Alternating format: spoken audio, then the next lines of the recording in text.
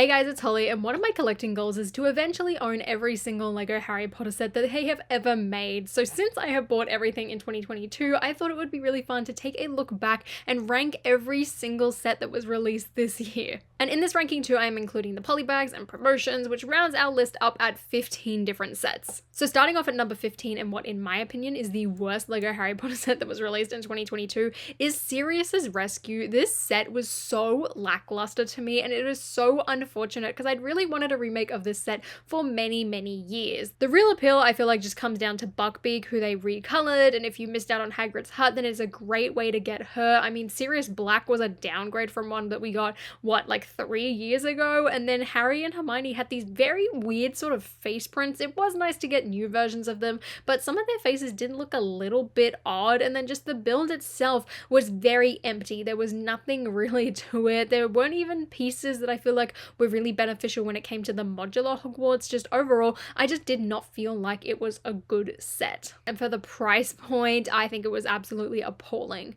At number 14 is the Hogwarts Magical Trunk. This was, I mean, a brave venture by LEGO. What I did like about it though was all of the face prints that we got. There was such a wide variety. It was amazing. I also loved like the torsos and introducing those troll skirt pieces into the Hogwarts uniforms. I thought that was fantastic. We also got a bunch of new prints, including the Bertie Bott's piece, which I'm a really big fan of. But overall, again, this set just did not feel like it was worth the value. I mean, the price point again was appalling, and then it increased and made it so much worse. This set, honestly, I don't really see what the benefit is. I mean, if you were to carry this around and use it as a set to play with, like there is stuff like just hanging out, you'd have a ton of pieces left over, you're going to lose pieces. The minifigures are cool, but you really just don't have that much space to play around with. Like you are very limited. The idea was cool and all, but I just do not think that it was well executed and does not translate well into a LEGO set. At number 13, this might be a hot take, but I do not really like this year's LEGO Harry Potter Advent Calendar. I mean, the only reason that I feel like it's here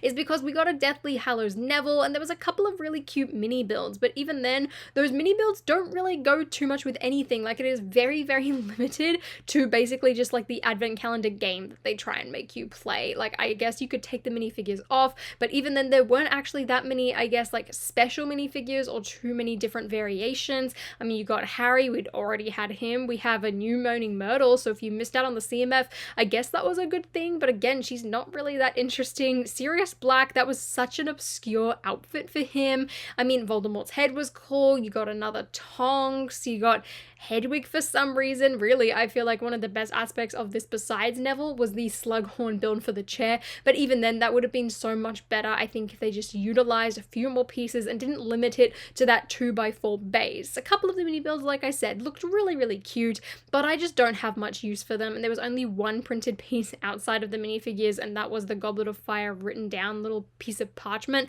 which is cute and all, but I just don't really see much use for it. And overall, it didn't feel very festive, and it was quite a predictable advent calendar as well. I'm just not a big fan in the direction they went for it this year.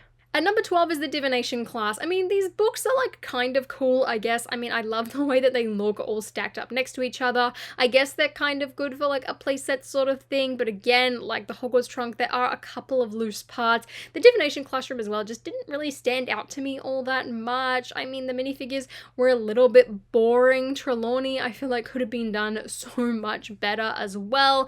Overall, I feel like it's a very forgettable set, and I can sort of see it as well just on like how many I constantly see on the shelves. That's really the only time I sort of remember that this set was made. Same deal goes for number 11, which is the Defense Class. This one was a little bit more memorable, and I feel like overall worked a little bit better than the Divination Class. I really loved the Mad-Eye Moody figure. I loved how we got Neville and Hermione as well as that little Moody micro doll. Like, that was such an amazing inclusion, and other than this set, I don't really see many other places they could have put it in, so it was really great to get that in this. The build was a little bit better as well than the Divination Class. I mean, for me personally, I like those books that have the little divide in the middle, but again, besides that, there really wasn't that much. I just feel like you're either a fan of these books or you're not. At least for me with this one, I really liked the color scheme that they went for the exterior, but I'm sort of glad that this sub-theme is dying. And at number 10, of course, we have the Collector's Edition Hogwarts Express. Now, don't get me wrong, there are things I really like about this set. Firstly, being the engine carriage. This is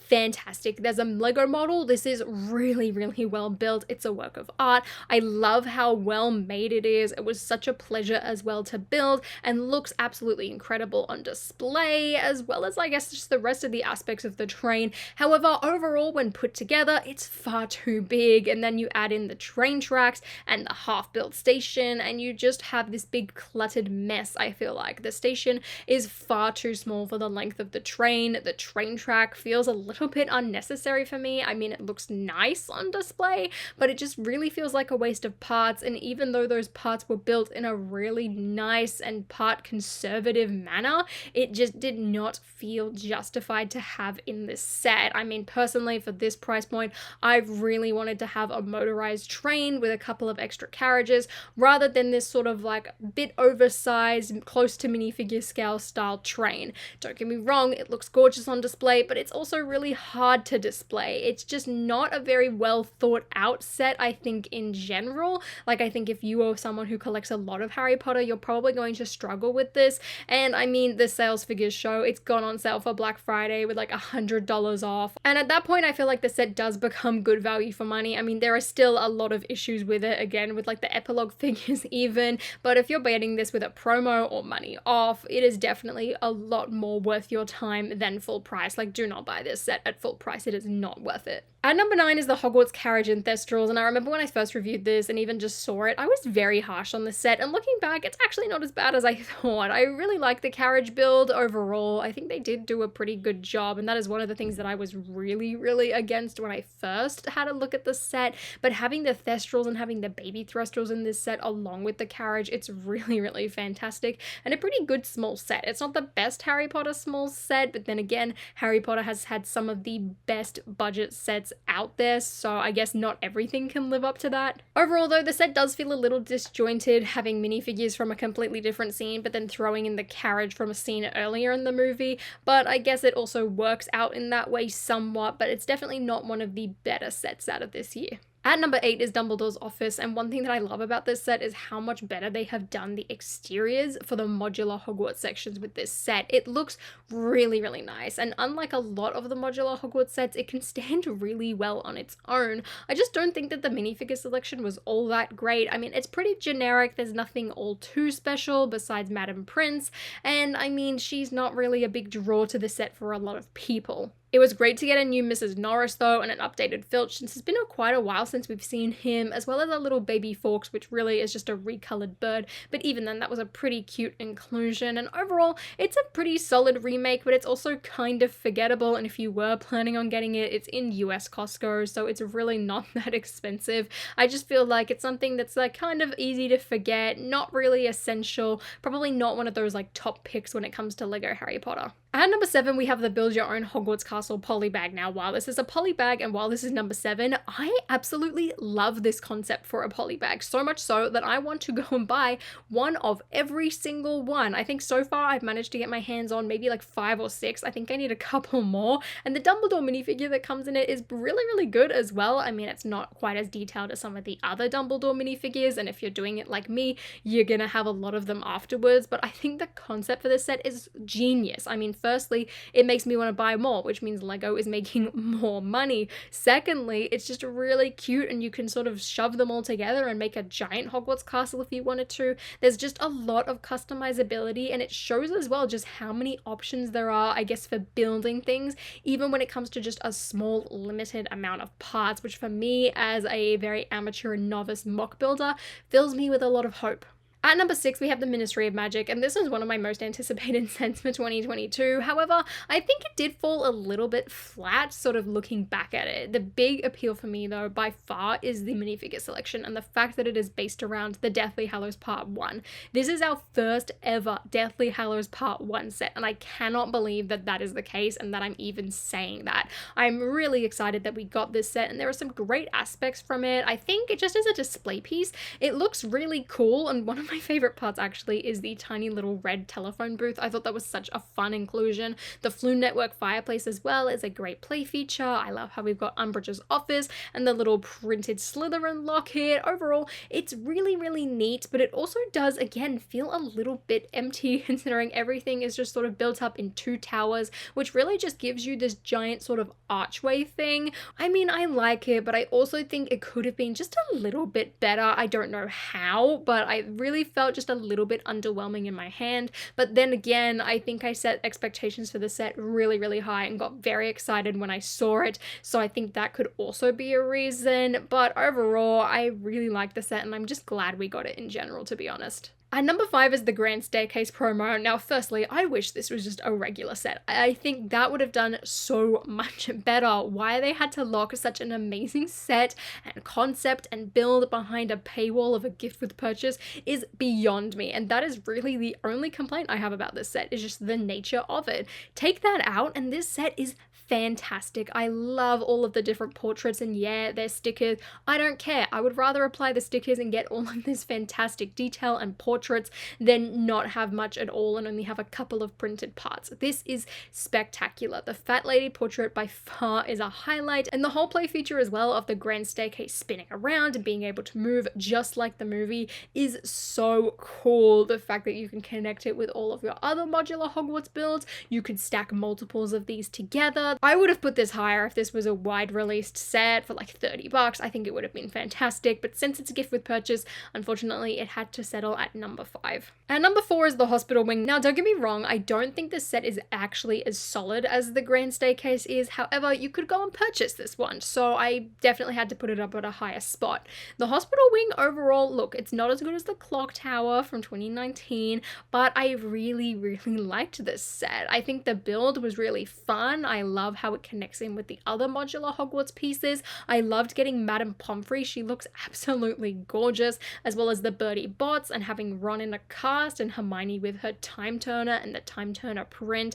I just love how much variation there was between this version of the Prisoner of Azkaban characters compared to previous versions in like Hagrid's Hut. It is a really well done set, especially for a scene that is very brief and like a location, I guess, that just overall isn't that special. I've always wanted a hospital wing and I think they did an amazing job with it as well. Overall, I'm really, really happy with it and I think it's a very solid Hogwarts set. At number 3 is the Hungarian Horntail, and this set shocks me to be so high, but I was so impressed with this set when I built it. Really, my expectations were down low. I mean, I was excited that this set as a buildable creature was more minifigure scale. To me, personally, that's what appeals to me. So I was really, really happy with that. But after building this set and seeing it all together and just seeing how detailed and beautiful this dragon looked in front of me was incredible. The Harry minifigure is so well detailed and so gorgeous. I love him. The new broom isn't my favorite, but I mean, it works really well in this display piece.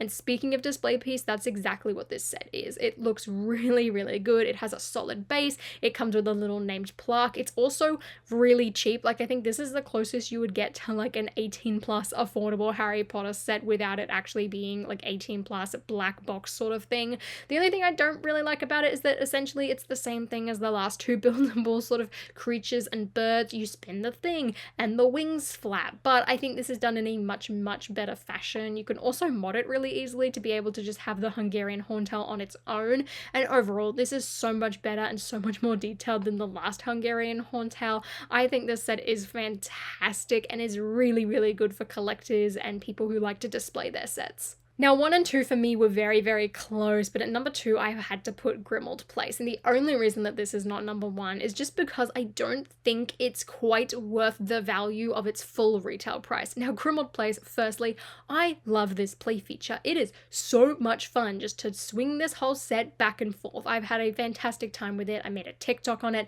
People love the TikTok. I love the set. It's great. Also, the design from the exterior is really, really nice and blends in really well with the rest of my Harry Potter display. I've got it on my shelf. I think it looks fantastic, especially when put up to the red phone box. I think it's fantastic. It perfectly captures the exteriors of London townhomes and apartments and all of that. I love it. The play feature as well just adds so much to it. The interior though was a little small, just I guess because of the nature of how the set had to be built, but even then I think it is very mighty considering its small size. Overall, this set is fantastic. I just definitely recommend getting it on sale. I wouldn't pay full price for this. I don't think it's quite worth that, but it is a fantastic set. And at number 1 is the Shrieking Shack. And like I said, the main reason that this set is up at number 1 is because of the value that this set has. It is such good value for money, and it is such a fun set. It looks beautiful on display. There are a ton of play features. There are so many different minifigures and characters and animals. I mean, Werewolf Lupin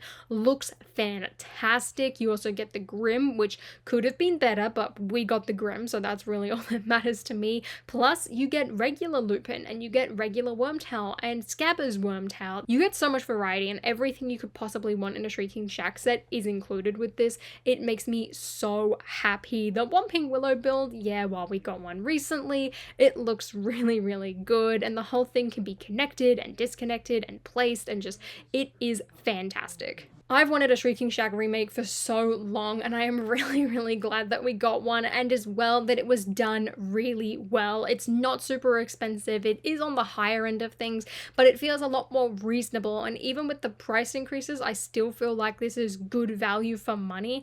Overall, this set blew me away. I was really excited for it, and it lived up to those expectations. I don't know what else more I really could have asked for with this set, besides the Grim being like a new mold. Besides that, this set was pretty much flawless in my eyes. I really, really, really like it. But those are all 15 of the 2022 LEGO Harry Potter sets ranked. I am really excited for 2023 LEGO Harry Potter. I feel like we're starting to pick back up again and get some really good sets. But not only that, the rumors of a second task set, as well as a Deathly Hallows Room of Requirement. Like, it is so exciting that we are getting remakes that we haven't had in a long time, as well as a mix of things that we just haven't had full stop, which is really where I think Harry Potter thrives as a theme. But let me know what your favorite and least favorite LEGO Harry Potter sets are for this year, and if you guys enjoyed this video, please give me a thumbs up, consider subscribing to my channel down below, and until next time, I'll see you later.